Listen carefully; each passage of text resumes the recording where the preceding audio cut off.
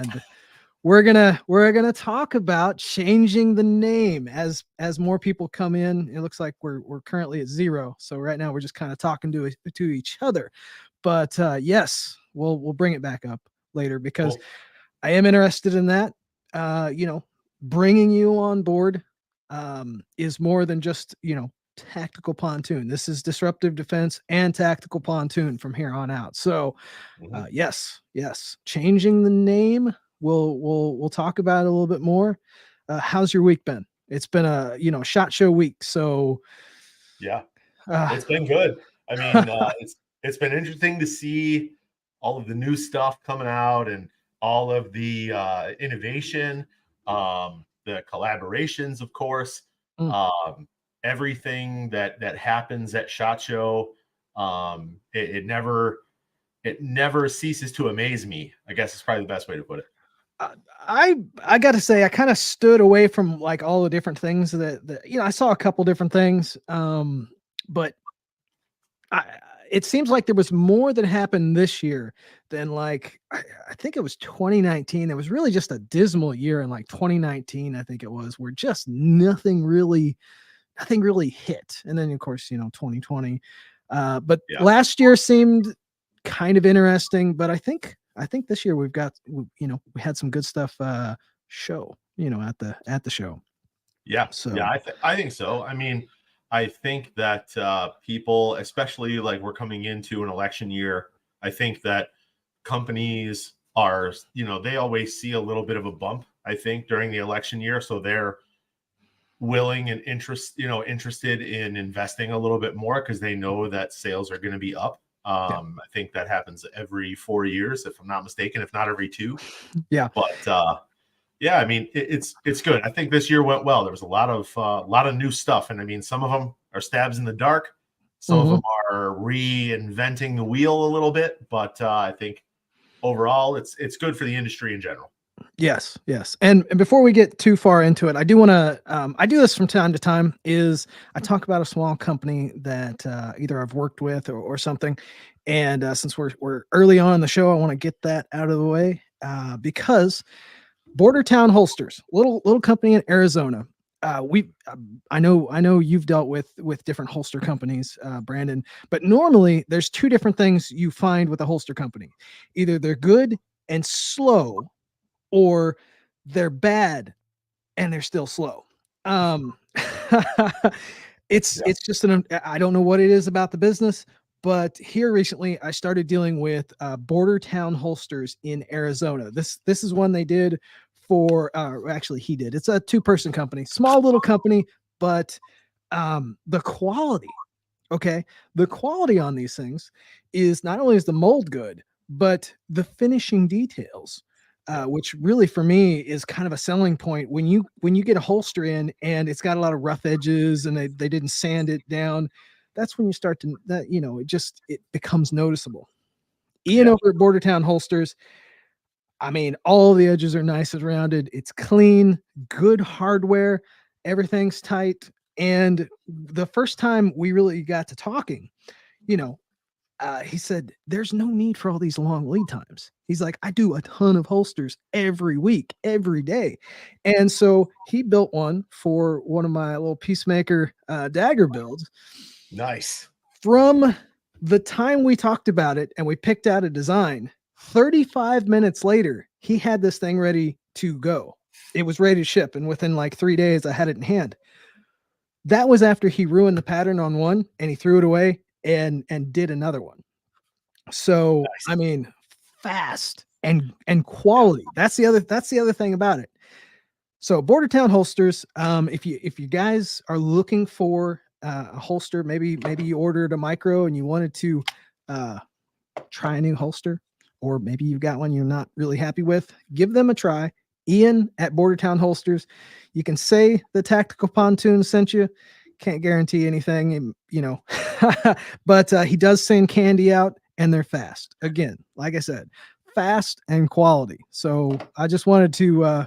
He didn't ask me to do this. This is just something I wanted to do. So Bordertown Holsters. You I know, know. one of the things for me about holsters, and sorry, I didn't mean to interrupt, No, but no, no. Go ahead. Go ahead. because we have some experience with holsters. It is it's Kydex is Kydex, and yeah, some people use thin Kydex, and that leads to a shitty end result. Yes. Some people most people use a similar thickness, and they're using the similar kind of molds and stuff like that.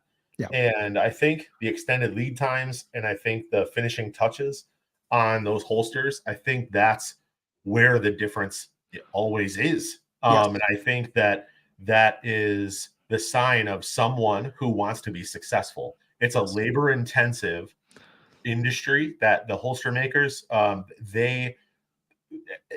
to me, that's where you get the difference in people. Some people want to make a quick buck. Some people want to make a quality product. Yes. And I think that large dollars follow people who want to make a quality product, not the people who want to make a quick buck. Correct. And I think Ian over there at Bordertown Holsters is, I mean, I've worked with a lot of them, and he's surprised the crap out of me, because I've seen them. I've seen good and bad. The print quality, for example, on this custom one that he did, I have another Tactical Pontoon holster from a guy Brandon. And not only did it not fit, but whatever printing he used was the cheapest possible. Yep. And it just looked like crap. And so, like I said, seeing somebody who takes real pride in their product, I want to give them a chance to shine. So that was just something I want to do real quick. Desert Tactical Dave there, he says he includes Mexican candy with your order, and he does. Some of that candy is good, and he's got some stickers that he just came out with. So pretty cool. Slaps. Yeah. I've that's one thing that now I'm known for. I was not known for stickers for long. I have them everywhere. They are like my favorite things, and my family loves them too. They're fun. I'm working on another design. I haven't nailed it down exactly just yet. But yeah, more to come. And I don't know if I showed these off last week, but the let's kind of nice. The patch. I look like I've got a little bit of a suntan. So that's a but that's from Tatooine. Yeah. I must have been out there riding sandworms or something, went Dune style on it.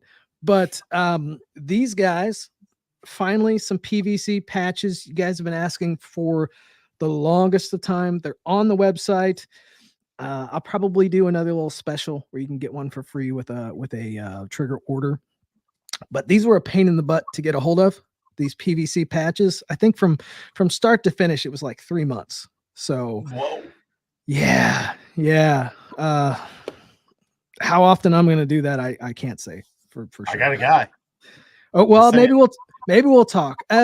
Like I said, it's a fun thing. I enjoy the stickers probably more than anything else, and even the magnets that I had made. I really like the magnets, but everybody likes patches, so maybe I'll have to do more of them.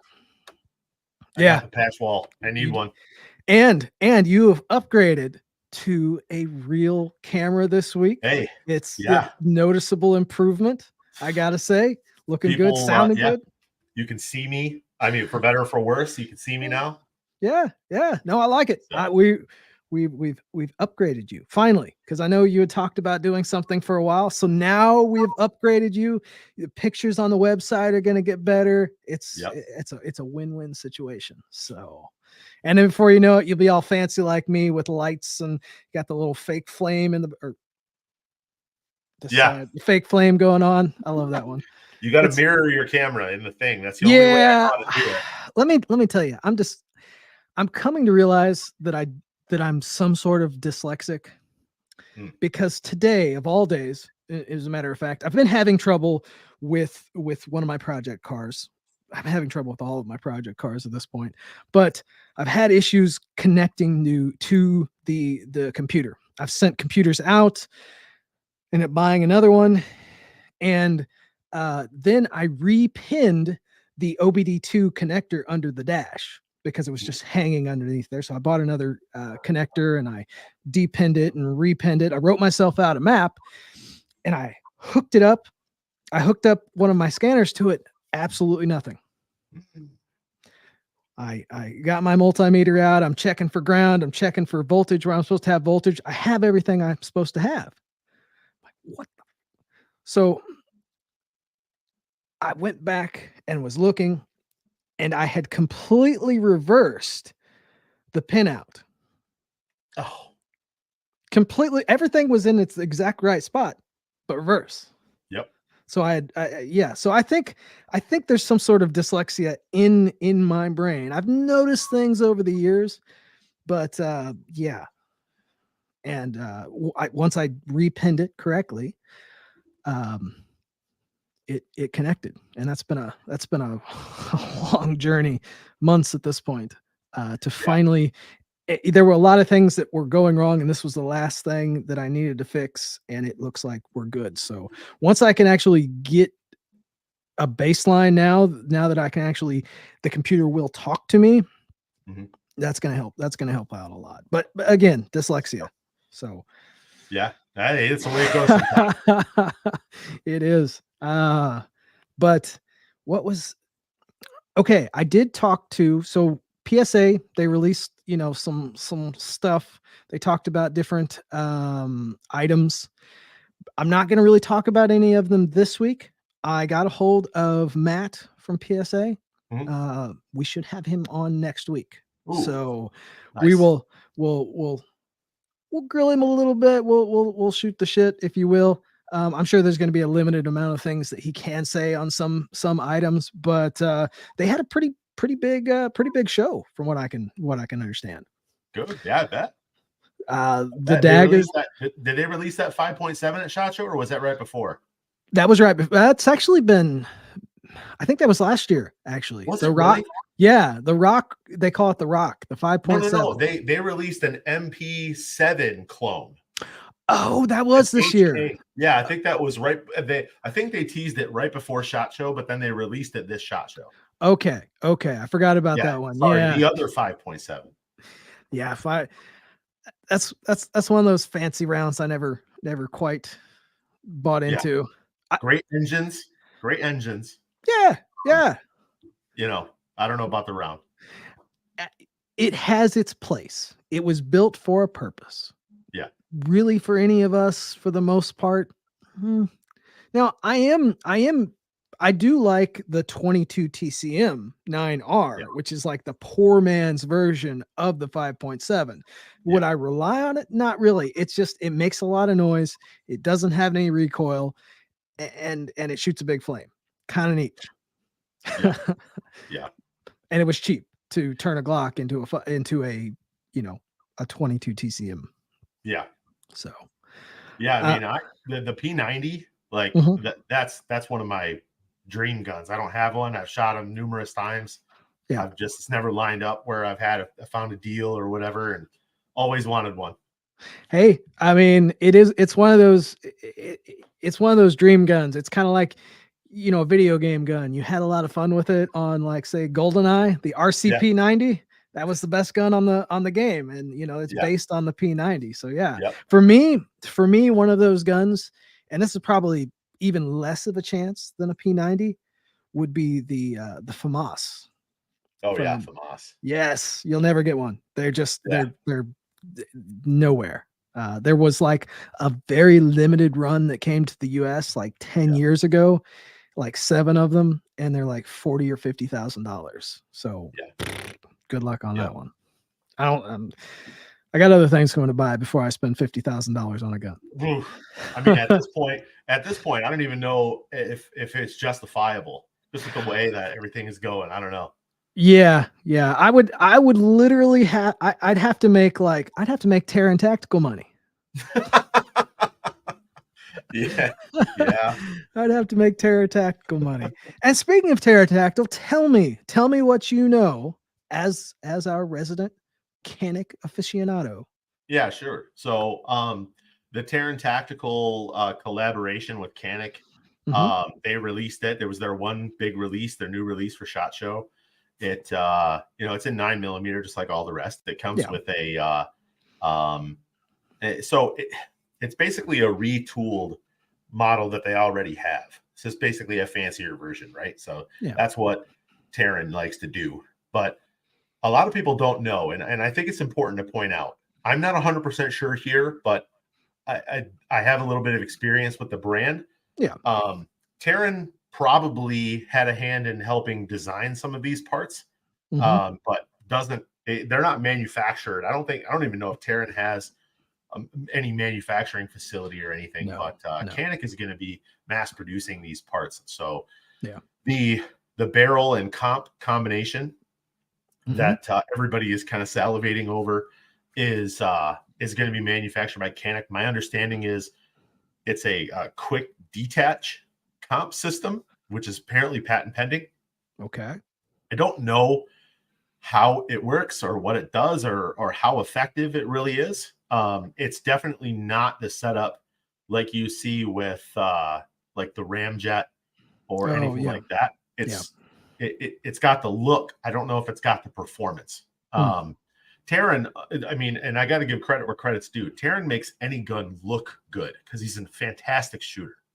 He is a fantastic shooter. He's not in fantastic shape. I mean, not No. that I don't have any room to talk, but I mean, yeah, him and I are in the same shape, so I can't really give him shit. But he can shoot. The man can shoot without a doubt, and that's where he kind of made his name. And then, of course, the John Wick stuff and all that. But and then fantastically destroyed his reputation there for a little bit. Anyways, and it just came right back. So I mean, that man. Teflon Don. I mean, well, think about it. His reputation took kind of a dump, but he had enough star power that kept coming through his doors that he just take a selfie, do an Instagram video with all of them. Rooker. They just gave him a Gundy too, I think.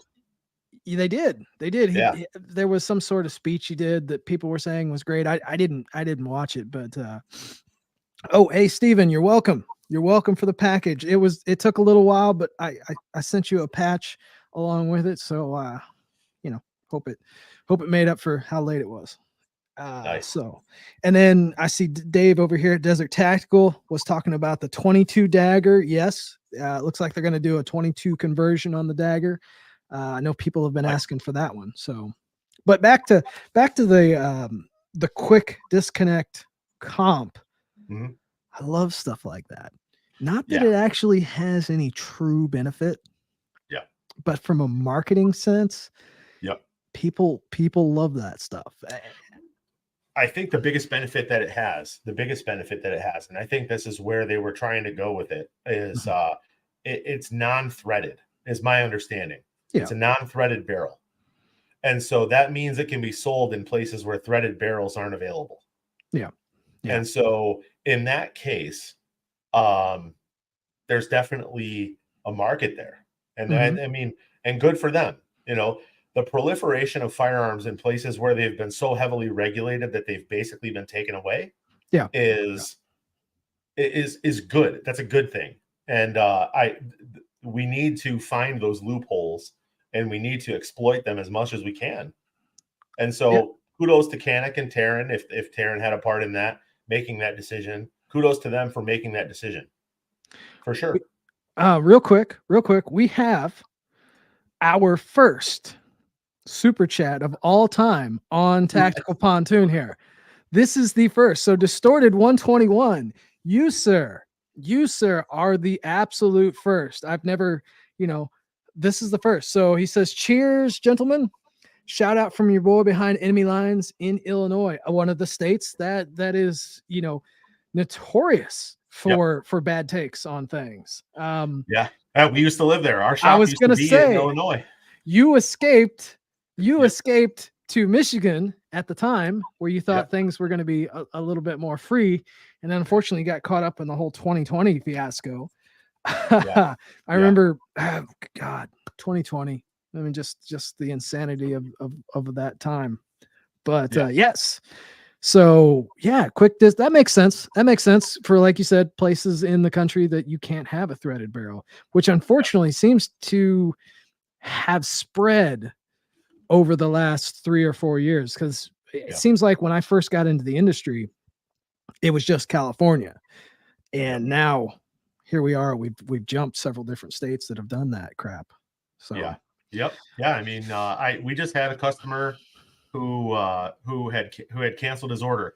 I'm not mhm. 100% sure if he got bad information, but he lives in Chicago, and I don't know, you know, if he's listening or if he sees this video. But I don't know. There are a lot of people who work at gun shops and stuff that aren't necessarily legal scholars, and I'm not saying that's a bad thing. It's not Yeah. their job to know that stuff, but um, there's a handgun exemption in Illinois that allows for some things that aren't allowed on rifles. And I think there's people and really the industry enthusiasts as a whole Mhm. really need to start thinking and taking the law seriously. Whoa, We've hold got on. another one. Look at Look that. at that. Distributor 121, you have started a trend. Taylor says he's ready to put the Leonidas to use this next weekend. Awesome, man. That's the next level. The Leonidas. There's nothing else like it when it comes to Glock triggers. I mean, so awesome. Let me know how it goes. If you run into any issues, you need some tuning support, hit me up. Hit me up. So Nice. wow, you are a good luck charm, Brandon. Because Hey, before this channel has been monetized since beginning or so of last year, and I've never had a super chat. So if anything, Brandon, I have my hats off to you because I'm not wearing one. yeah, But yes, when it comes to gun shops and their knowledge, as a gun owner, especially in states like that, you really have to take um, that into your own hands because there's a lot of gun shops that whether they don't stay up to date with it, or they've got their son who's behind the counter, um, yeah, or they just things slip through the cracks. So you kind of got to know. You can't take their word for the law. yeah, Be nosy, find out, because yeah. they don't always know everything. I And have fight for it. yeah. And fight for it. You guys, Yes. who are in Yes. Illinois, who are in New York, who are in California, if you can't get out of there, then Mhm. fight for it. Yes. Find your local, and I hate to say this, but like find your local NRA rep. And I'm not saying the NRA is great. I have It's something my though. issues. Yes. Yeah, I'll tell you what. The NRA rep in Illinois used to be a guy by the name of Todd Vandermide, Mhm. and Todd Vandermide is a very good friend of mine. And shout out to him and his wife. His wife's going through some health stuff, but um, Todd was an absolute bulldog and Okay. really used to take a whole lot of positions against the NRA because he didn't like the bureaucracy and didn't like Wayne LaPierre and all that stuff. And so there's a lot of people in those local chapters and stuff that are the people that you want to associate with. Yeah. And so find those people and band together and start understanding the legal stuff and fight for it. Yes. It starts grassroots. I mean, when we look at everything that goes on in this country, say for example, Texas and the border crap they've got going on, which I've seen some, I haven't looked at it here in these last couple days. Uh, it starts at the local level, community level, then state, and then we start changing things at the full national level. And here we've got more super chats Yeah. from Dave. $1. Can't wait to try that Peacemaker shoe on my micro. You guys, what is going on? Steven just throws $20 in and walks away. Wow. Christina, what are you doing? Christina, you don't seriously. I'm never asking for super chats. Seriously. That's extra. Wow. Because I don't do it for super chats. The monetization thing, it was Well, cool to hit that goal. Um, yeah. but I know I'm not cool enough to make any real money off of You're going YouTube. to have to close Obviously down your now I am. OnlyFans. Yeah, I'm gonna have to close that down. My feet were looking kind of rough, anyways. Speaking of, we're my feet hurt. Okay, because I know we talked earlier in the week about my new workout regimen, and Yes. my feet hurt. in I need to build some calluses on my baby toes because they're rubbing against the shoes that I'm wearing, and they're good shoes. I've got some really nice Puma walking shoes, and for an hour a day, or well, 2 different hours a day. So after I build triggers and drop them off at the post office, and then later on in the evening, I walk for another hour with a 50. It's about a 50-pound backpack. Mhm. And since it's been raining, I've just been walking in my shop. So for 2 hours a day with that 50-pound backpack, and sometimes I carry other weights, I've been walking all week, 2 times. So 2 hours a day, I've been walking. I stepped on the scale today. I'm down 6 pounds. So within a Nice. week, I've dropped 6 pounds. So we're going in the right direction. I've That's been a whole eating rifle. fairly decent. Yeah, a whole rifle. So that's a good thing. Yep, for Yeah. sure. Yes. Steven says, always does that run a little. It helps with my feet a lot. Oh, always buy a little big. I normally buy something a little bit bigger, and I go through shoes. I actually, growing up, I went without being able to buy shoes very often to now I buy fresh shoes. So I have walking shoes and I have my daily shoes. So I try to take care of my feet. Yeah. Man, Dave, what are you doing? Stop it, guys. Here's what's funny. This is what I wear in the shop every day. If it gets the job done, man. Uh, Shit. I'm telling you, the Hey Dudes, I'll Yeah. tell you, that's where it's at, man. I like comfort, maximum comfort for me. The most comfortable shoes that I wear, and that's actually what I'm wearing now, is my DC what do they call them?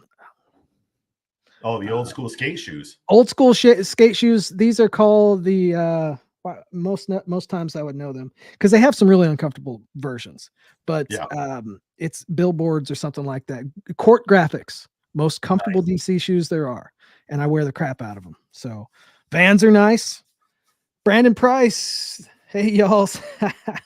Brandon, good to have you on here, man. Good to have you. I know you've been doing My some. fellow Brandon. Yes, Yeah, man. Brandon's are good dudes. Brandon Price there is a good dude. He's a little bit of a trigger Padawan, learning some stuff. Ooh, I'm giving him some tips and making him think. Not giving him all the answers.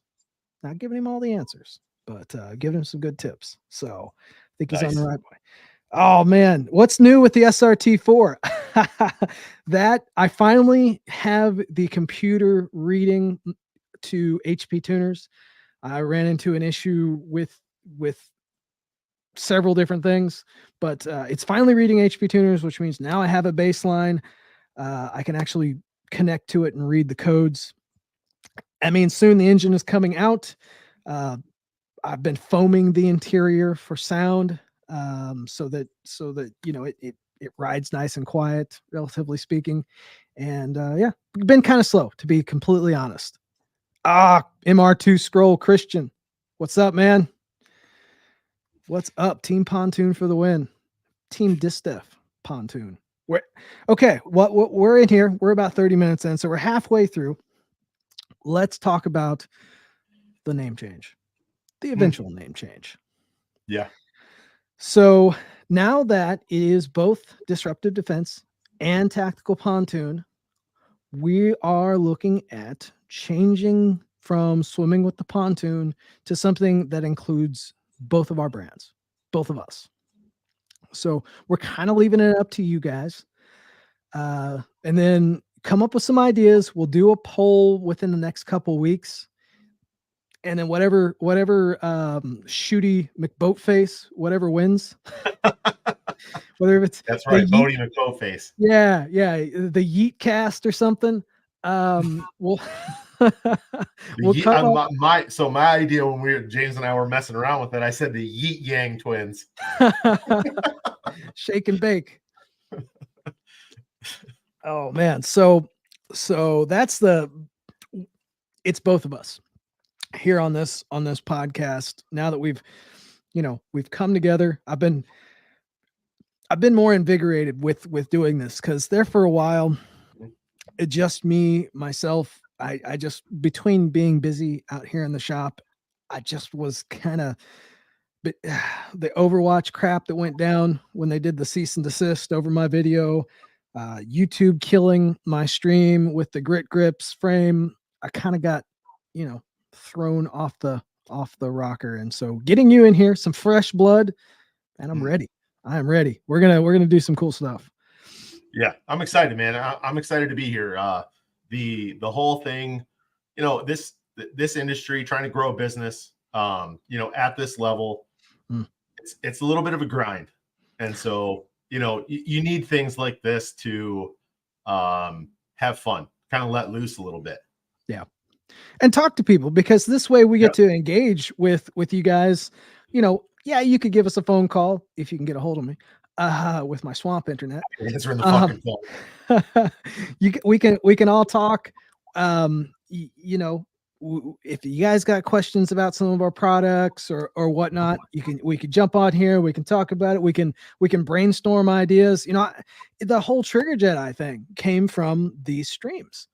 I hadn't, and that's what kind of set the brand in motion for all of the different stickers. This was the first sticker design that came from one of you guys out there. I don't see him in the chat tonight, but occasionally he shows up, and it gives us a chance to get together, and then you and I can kind of complain about our week sometimes. You guys get to listen to it. But it's been a good week this week. This week's been good. Busy. Yep. But good. Yeah. Tactically disruptive. I see you, Thomas, throwing a name in there. I'm gonna write that one down. But what we're gonna do is we'll take some names, and we'll do a poll eventually here, probably in the next couple weeks. Yes, bouncing ideas off chat is a win-win. Some of my favorite things I watch on YouTube, their names actually came from the chat. So hey, I don't know if anybody does anybody watch Friday Night Tights with Nerdrotic out there? That's the chat came up with that one. So that sounds like an inappropriate movie. Well, it was named after Friday Night Lights, right? But the Friday Night Tights, because they'll talk about comic book stuff, action movies in general, Star Wars. It's kind of a geek. It's a geek thing, and that's me. I'm a geek. I'm kind of geeky. I get it. Yeah, I mean, you're wearing the WrestleMania shirt. That's cool. Hell yeah. Yeah. Oh wait, is that the not the animal? Warrior. Ultimate Warrior. Man, I remember as a kid, dude was just I was never that excited, but man, he's good. I want to say, before anybody says it in the chat, I'm not a big fan of him personally, because he was kind of a piece of shit, but he was one of my favorite wrestlers growing up. And there's all these other guys on there too, like Roddy and Savage and Randy Setman breaking into a Slim Jim. Man, that will never Bonesaw. Yes. The to this day, especially as a kid, growing up very poor, always wanted Slim Jims and never could get the beef jerky growing up. And now as an adult, I probably indulge a little bit more than I should. But always Randy Savage. And that dude was a beast. Man, I can't believe it's been almost 10 years or more since he's been gone. Yep. Wow. Yep. Yeah. And then, man, I'm telling you, so I grew up watching wrestling my entire life, growing up. And in fact, one of my favorite stories my wife tells, when we met in high school, and when we first kind of interacted with one another, she'll never forget. She always brings it up. I was wearing a red NWO shirt, and it was right around that time when that was really hot. Yep. It's like, that was me as a kid, and you were out there for years. Yeah, that's the Generation X, man. Suck it for sure. So I grew up with the Ultimate Warrior, and then of course when everything went down and all everything happened with Jim, who is his name in real life, the Ultimate Warrior. Yeah. And then finally he came back in like 2014, 2015. My kids were starting to watch wrestling, which I was really into. He came back as an elder man. I mean, he was older. He's in his 60s. Yeah. And he had kind of healed all of his wounds that had happened kind of within WWE corporate and all of that. And he came back and he was inducted into the WWE Hall of Fame. Mm-hmm. And then he came. So after WrestleMania, when they do the Hall of Fame on that Monday night Raw afterwards, he came out and did an awesome speech and talking about how he was coming back and he wasn't wrestling, but he was going to be kind of on a Legends contract. Yeah. And then he passed away that night. Oh shit. And Wow. it was rough. And he was, like I said, personally, he was a total piece of shit. But when he was in the ring, he was a hero of mine. Well, and you know, sometimes I think we get too connected nowadays through social media and the likes. Twitter has really ruined our heroes, Yeah. if you will, because Yeah. we can it's kind of like the old saying when it comes to cars, never drive your hero and never Yeah. or even never meet your hero. That actually stands up. Have a hero. It's okay to have heroes. It's okay to call it idolize, if you will, but just what they stand for and to kind of try to live up to that, because the reality is most of our heroes don't live up to that. They're not truly that. And I think we've lost a lot of that in social media, Twitter and the like, because like you said, Ultimate Warrior was a hero in the ring. Yeah. But outside of that, not so much. We see Yeah. that a lot nowadays. And so it's okay for you guys to see me as a hero, even though I'm kidding. I'm not. I got to be honest. I was going to go the same direction, so I get it. Okay, I got there first.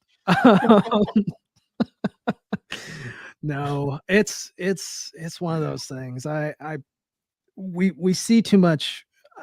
You know, I talked just recently about Nerdrotic and the Friday Night Tights podcasts and stuff, and they talk about stuff like that where, yeah, it's a lot of geeky stuff, but they're trying to take our heroes away. Whether it's Marvel, you know, I used to watch those movies, each one that came out, like religiously. I would take off work. I was a supervisor, and I found ways to take off work and I got in trouble several times so that I could go see the early release of those movies. And then after Endgame, you really started to see all that stuff start to change, and I don't even bother anymore because they've put a lot of messaging into it that just isn't there. You know, it's just you're getting rid of heroes. You've got you can't have male energy, which, I mean, nothing wrong. You know, that's the thing. We've all got our places, and you know, there's room for female heroes. Some of my favorite heroes are also female. But when it's become the MCU instead of the MCU, it becomes something. You've not. Oh, I'm gonna have to introduce you to Nerdrotic, the podcast. You will have a new you'll have a new favorite. Gary at Nerdrotic, man, dude is great. But yeah, I've actually, because I also kind of grew up. I mean, I grew up really poor, never had comic books. I'm actually starting to buy, because all of the Marvel stuff has just died. DC's dead. I've actually started reading some old comics. So while I'm walking in my shop with the backpack on, I've got one of those, what they call the trade paperbacks open. Yeah, oh yeah. And walking and reading. I'm going through Batman Nightfall right now. Right after Bane breaks his back, and you've got Azrael, stuff I wanted to read as a kid, didn't have money to. Finally reading through some of that stuff. It's pretty neat. So I'm a nerd. Cars. I used to watch, so in comic books for me, I used to do comic books when I was a kid. I used to get as many as I could. My parents could never afford them or whatever, and I used to. This is how I got started my entrepreneurial stuff. I used to buy, sell, and trade stuff as a kid. Yeah. And it would give me money to buy chips and pop and go to the store and pick up comic books every once in a while. Oh yeah. You got to check out the one of my favorites. Okay. And shout out Rodney Trammell, who's a friend of mine who sent me out recently a bunch of stuff. But there was an old comic book maker they were called Chaos Comics, Okay. and they had a storyline. They had an anti-hero. His name was Evil Ernie, and Okay. one of the better storylines I grew up reading. I mean, I love Spider-Man, I love Batman, I love Mhm. Iron Man. But I'm a huge Deadpool fan, Venom fan. I've always loved the anti-heroes as well. Yeah. Evil Ernie was probably one of my favorites. So if you get a chance, I'll look it up. I will look it up. Some of this independent stuff is as good a quality, story yeah, wise, because that's really what really counts is, and that's the cool thing about independent comics is you get the story, and even the artist is they can yeah. be top of the line. Oh, So the art's always better in my opinion, yeah. because they take the time and they're cultivating a story in the art Mhm. that you just don't get with new Marvel. Oh yeah, and then the new stuff. From what I've heard, because I never really followed the comic stuff. It was only until like here recently. They're kind of doing the exact same thing because Marvel is owned by Disney, and Yeah, they're a shit show and a half these days. All of that stuff has already proceeded into the actual comic books. It's garbage as yeah. well. So I that's what stopped reading Marvel comics when the Maximum Carnage storyline finished with Venom and Spider-Man and Carnage. that's old. That was the That's last. early 90s, as I recall. Yeah, it's got to be mid '90s, maybe. Yeah, That was yeah, when I stopped. yeah, it might be mid 90s. 94, 95, maybe. Probably. I Because I moved know out of the city in '96. I want to okay. say it was shortly before that. For a very short period of time during that in that era, late 90s, I had the opportunity. My mom was working for a little store. We always lived outside of town. So she ended up working at a store, this little store in this little town, and I managed. We actually were able to go and help her as in get in the way. But we made a little bit of money, and I was able to Nice. buy some comics during that time, and that was during the Maximum Clonage Oh yeah, Spider-Man time, which yeah, which I didn't collect them all, but I got a good size portion of that story, and for me that was amazing. Everybody else says that was a terrible storyline, and I could see where that would be, accurate. But I can remember being so excited because I was able to buy actual yeah, comic books during that time. So I'll probably find those again and read them just to see, just yeah, take me back to that time because it's been a few years ago. for sure. Yeah, the Evil Ernie. So there was an Evil Ernie series called Straight to Hell. It was five books. Mhm. That was if you go anywhere, read those. That kind of sums up the beginning, the Okay. recap of kind of how he was created, Yeah. and then kind of into all of the other characters in the storyline, and then you can kind of go from there. Okay. I'll definitely check it out. I got it. I got Chaos wrote down, and I'm gonna look into it. But People are giving us shit.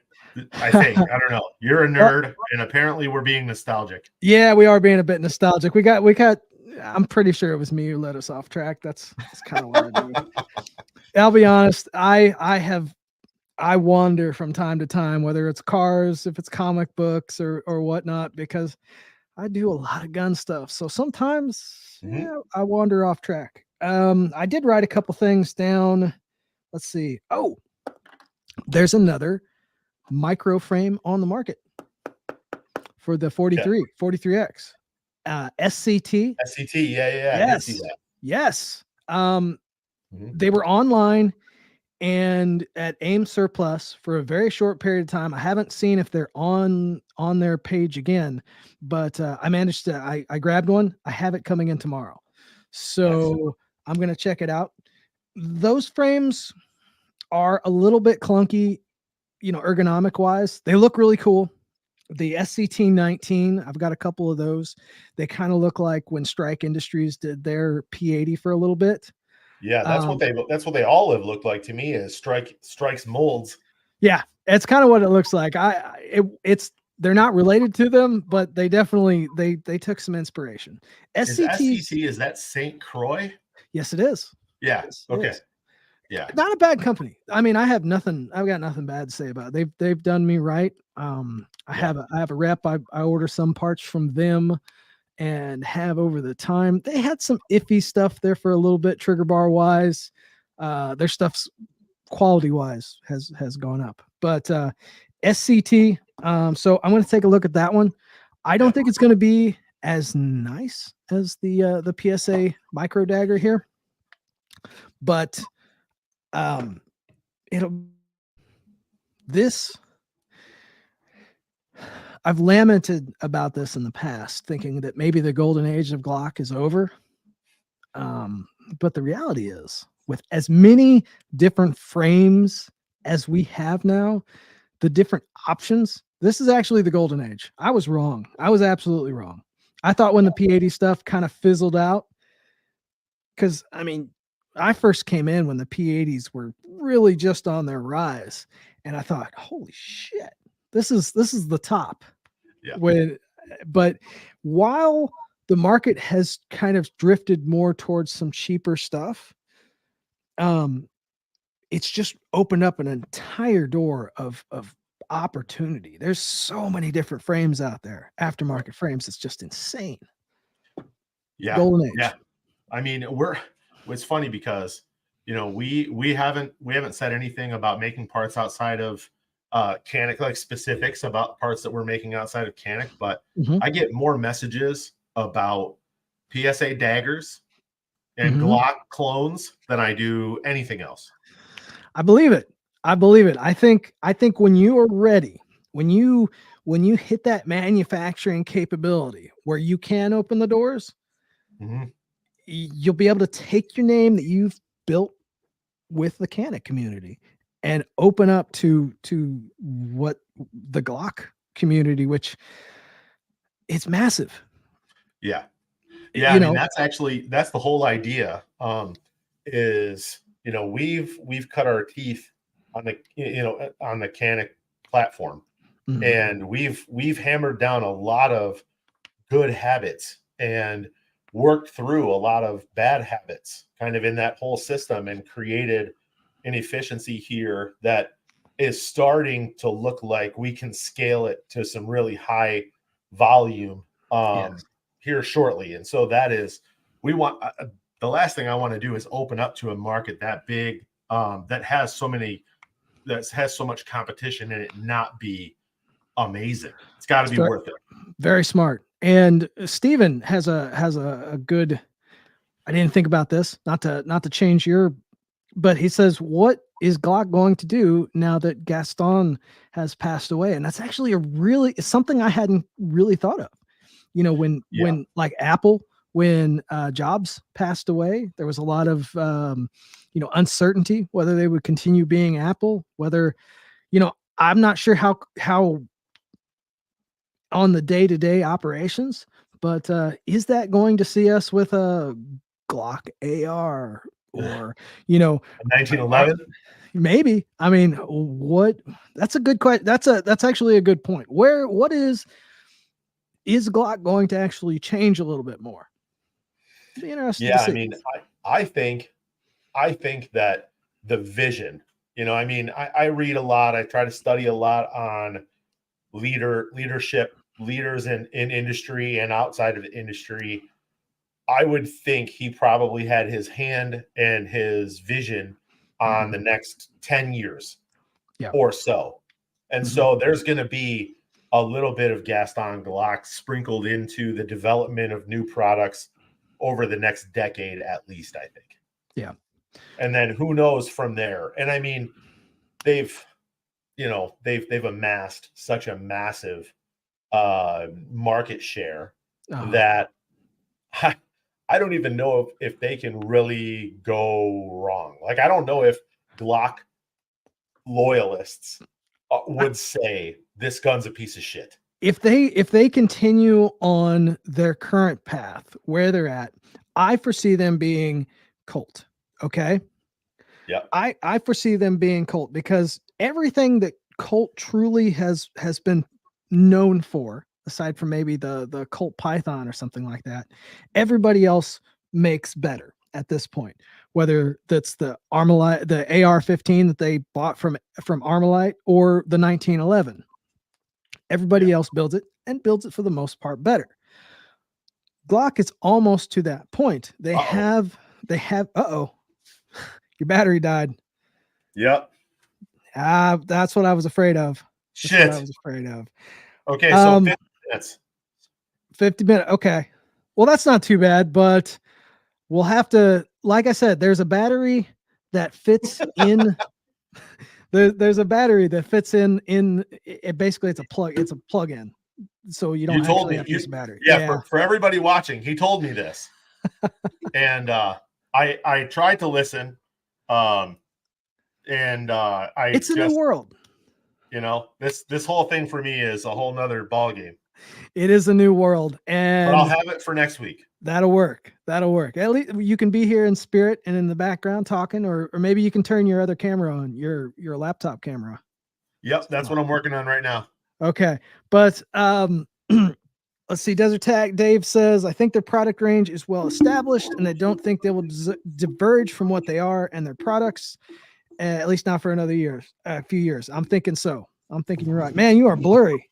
Looking at you through mud. It's a huge difference, right? I know. The camera makes a world of difference. You were looking good. Now you're looking like a play on a Game Boy or something. You're pixelated. Yeah. Yeah, it's like 8-bit. Yeah, that's okay.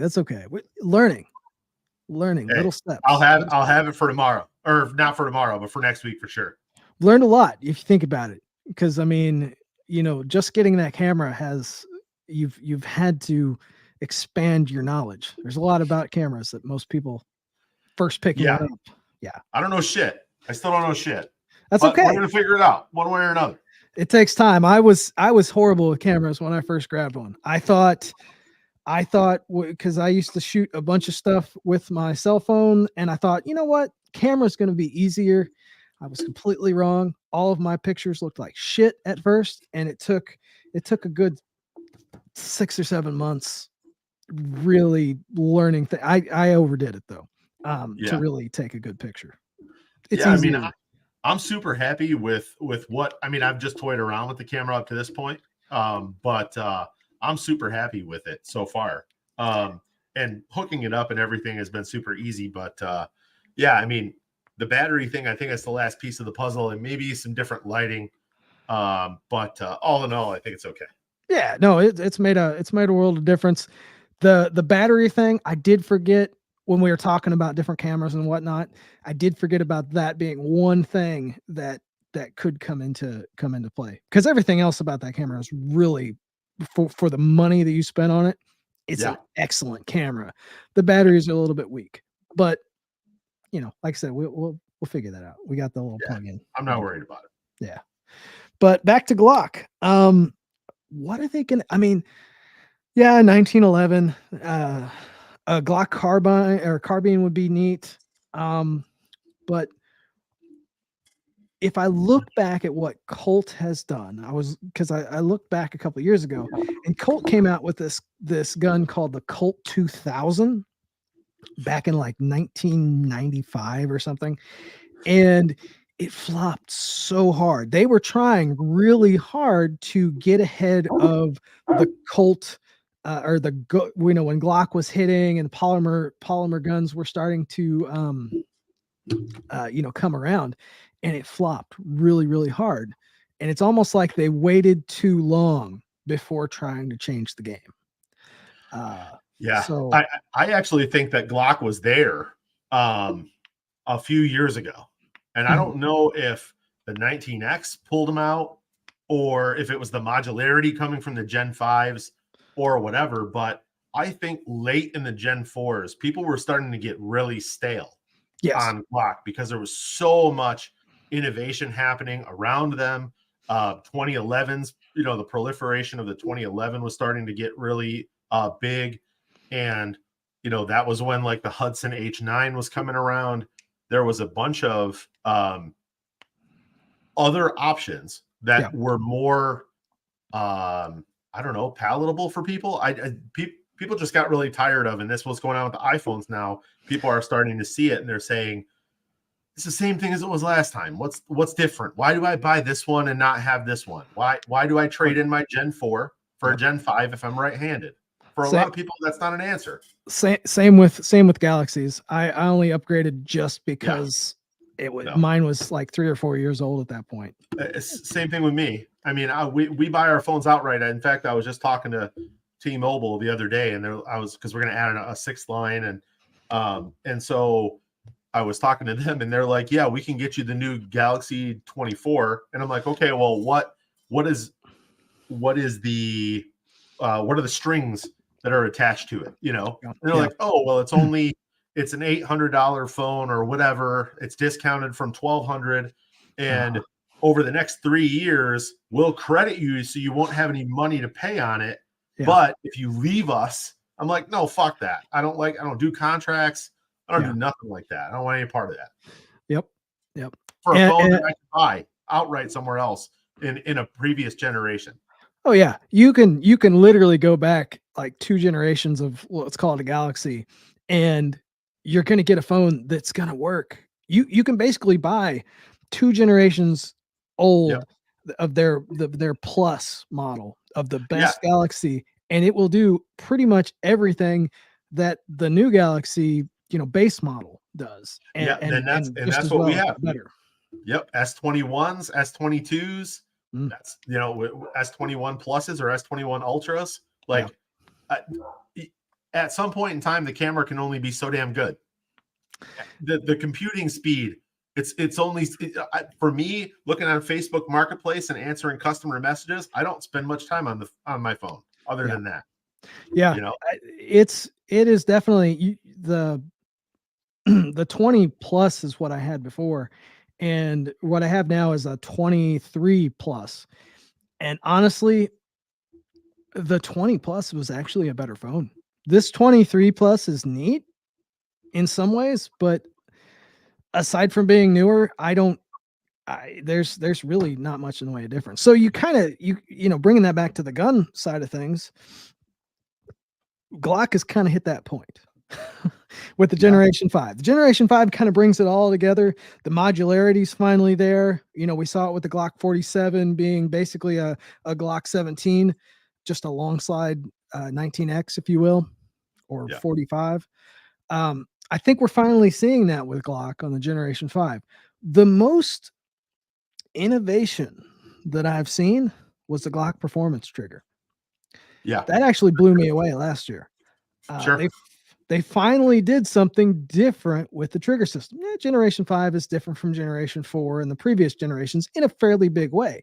But the Glock performance trigger, I was actually really surprised. It's not the end all be all. Right out of the box, it's a neat Glock trigger. It does have a specific lubrication regimen that a factory or a normal Glock trigger doesn't have. And it matters because there's more metal on metal parts. And I've seen people have failures if they don't keep that thing lubricated. It's kind of like what Timney did. You've divorced the trigger bar from the sear, and the striker.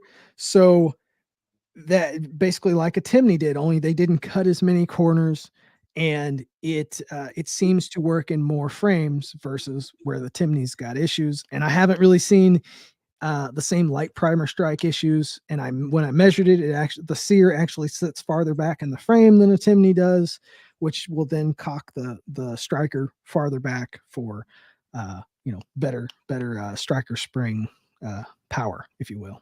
So yeah, it's not the end all be all. Do I actually like it better than the Glock mechanism when tuned all the way up? Not really. I still prefer the regular Glock mechanism, but I gotta say they really threw me for a loop that they actually changed something from themselves. So maybe we're gonna see something like that. Maybe we'll get a Glock that comes out of the box with a Canic trigger. Wouldn't that be something? That would be. I mean, because that's the one thing. People always they shit on Canic because it's a Turkish pistol, and I get there's politics there, and it's an import, and so it's not made in the USA. I fully understand that as well. But there's a lot to be said for mechanically a pistol that is a great value, undervalued by a lot, that produces probably the best striker fired trigger out of the box than anything else. I mean, we're talking it's the out of the box better than a VP9. The trigger, the trigger. I like the ergonomics of the VP9, but it's better than the VP9 trigger. It's better than the P10 trigger. It's better than the FN trigger. Anything's better than an FN trigger. Yeah, I mean, but it's like somebody the other day. What was it? Was it Taurus? Somebody was trying to say that the new Taurus, the G4, I don't know, has a better trigger out of the box than a Canic. No, I couldn't even believe it. Like I don't. That doesn't compute with me on any level. There's nothing in a Taurus that's better than a Canic. No. Period. No. I mean, Taurus has made some improvements over the last decade or so, but no. The Canic pretty much, like you said, has the best striker fired trigger out of the box. And if we saw Glock drop something like that, keep the form factor, but create a new trigger system, a new trigger pack. And that's the thing. They really don't have to go crazy out of the box. Make something, if you have to adjust your grip module for a new trigger style system, go for it. Keep the rest, let it run the same mags, let it run the same slide if you can, but just innovate a little bit more inside of there. That would be really cool. I think that's where they would win. And maybe that's where they're going. I think maybe the Glock Performance trigger is kind of like the prototype of what they've got coming for Gen 6. Maybe, or I could be completely wrong. No, I think that's exactly what it is. I think that's exactly what it is. And the next gen of the Glock is going to have the performance trigger is going to be what comes in the package now. Yeah. Oh, Brandon. I see Brandon's. Read it. You go ahead. Oh yeah, my fellow Brandon. I was told all Gen 5s are now getting the Glock performance trigger. I was looking at a Gen G17 Gen 5 yesterday, and it had the performance trigger in it. I don't know. I think because it still has that specific lubrication requirement, I don't think all of them are going to come with it. There might be special models, but I don't think that's a standard issue at this point, just because it's not as reliable out of the box as the old style Glock trigger. So until I hear more about that, I'd be surprised. I think they're going to wait for like a Generation 6. That's my thought. And with the aftermarket taking to Generation 3 and some Generation 5 and the slimline stuff, I think they're going to do something big with Generation 6 because they're not a stupid company. They've rode the wave and they've made a lot of money. They've made a lot of money off of the Glock handgun. And with the pressure from, really, of all companies, the biggest pressure is coming from SIG USA. The SIG of old, the old German SIG is really not a company anymore. What you're seeing now is the American SIG. Yep. They're a different company. They've got different goals than what the old 229s. 320, 365, that's an American, and they're pushing hard. Ammo, optics. Shit, they've got the next squad rifle. So we'll see. I don't know if they have that anymore. I thought that got pulled. You're right. I think it did. It's kind of up in the air. I'd be surprised if they didn't get it. I think they might make an adjustment and then come back. I think they're going to get, it's like the 320. If you've ever looked at the dealings that happened behind the scenes for the 320 versus the 19X and the Beretta, whatever it was called or is called. M9A4, I think they called it. No, no, I'm talking about the Beretta striker fired. That wasn't even. Yeah, Oh yeah. yeah.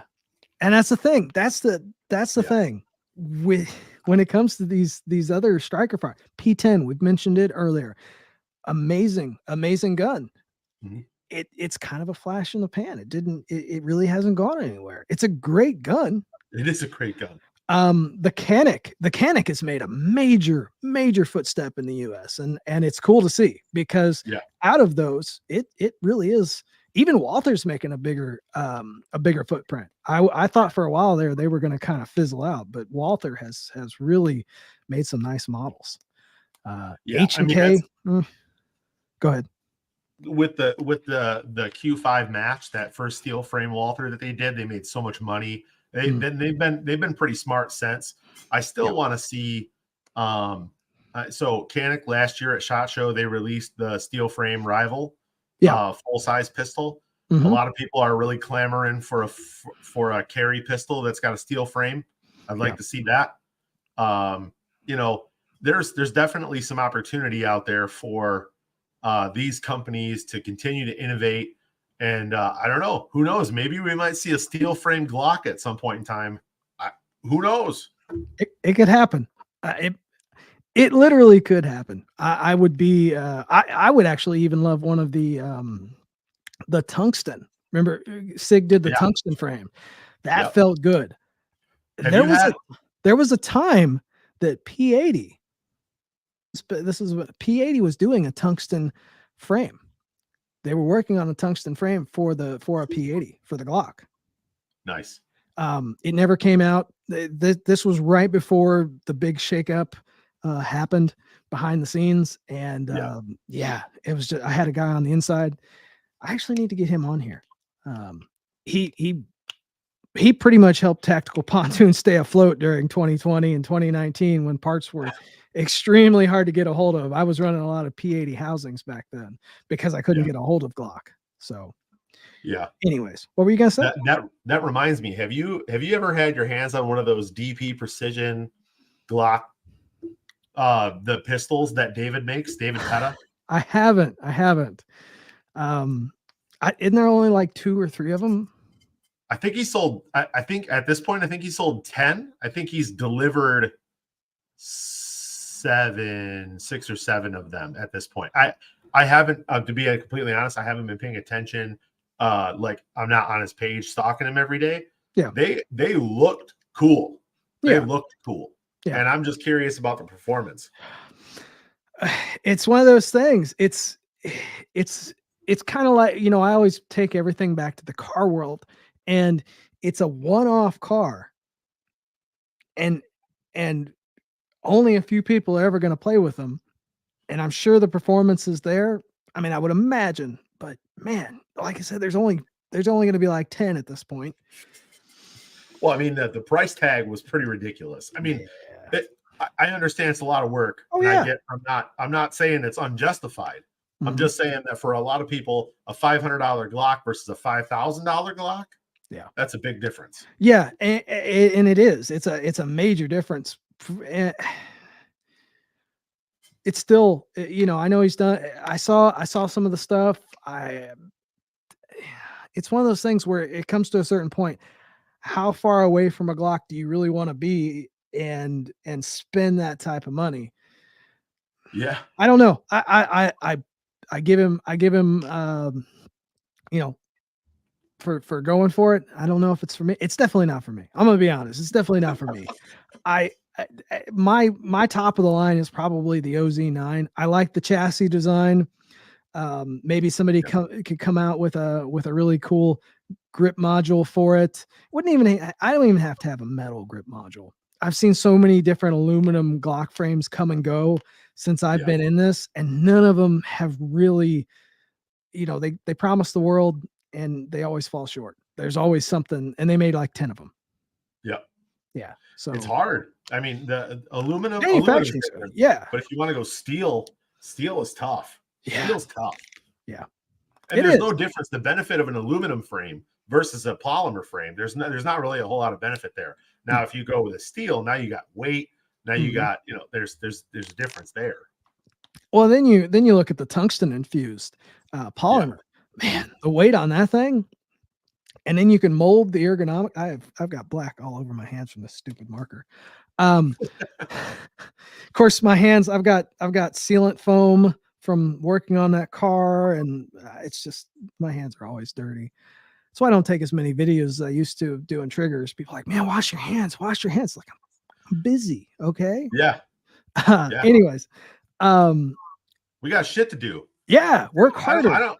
This is why I carry the orange shit. Like I don't even wash them. I don't even take time. Just paper towel, a little bit of pumice. Yep. And some love, and then it's done. Wipe it on your jeans or me. I'm shorts and we rock and roll.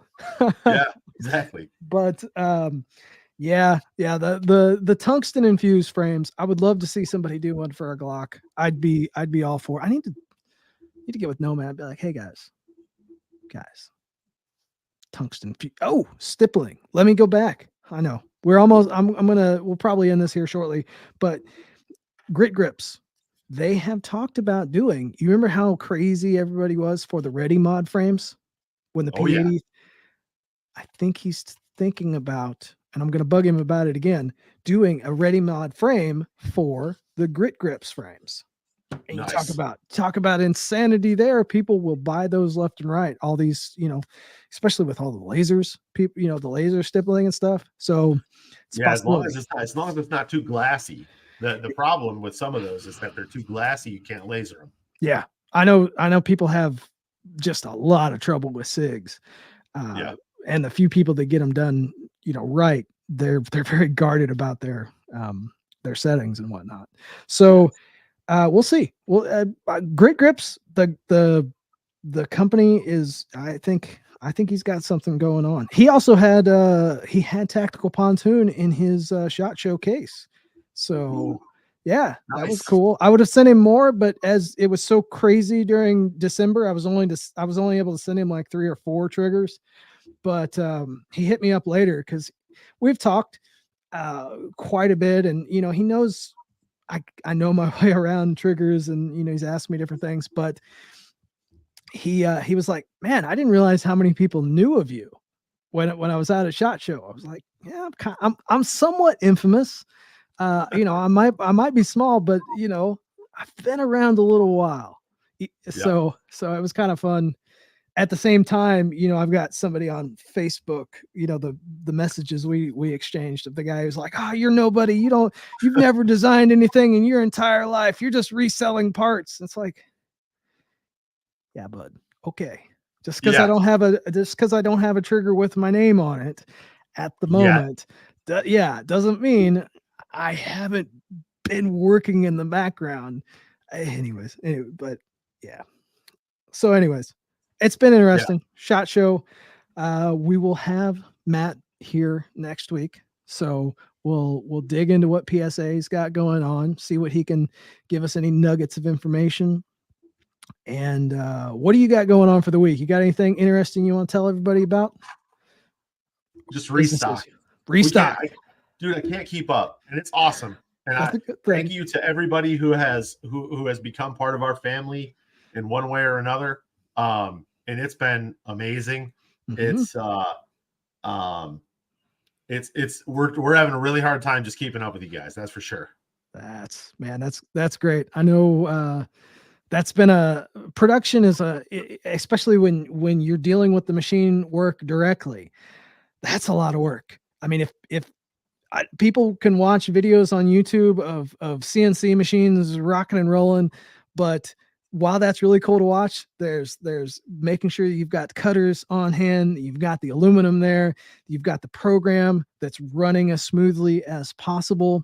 Yeah, cutters wear out, and while a computer program knows where it's supposed to be, as that cutter wears and becomes smaller, that changes your tolerance. Which you have, to a certain degree, you're good until you're not. So there's a lot that goes on with machining, and you dealing with it directly. And in my past dealing with that, I know the type of headaches that can be, and it's really cool to see you finally really making headway. compare, because I know last year was just a so it's coming up. Yeah, yeah. I mean, like I spent yesterday replacing the bearings, spindle bearings on one of our machines. Today I was cutting material because I can't keep up with cutting material during the week while I'm trying to do everything. So I was cutting material today, broke a bandsaw blade, got to order a new one because I hadn't ordered another one when I replaced the last one.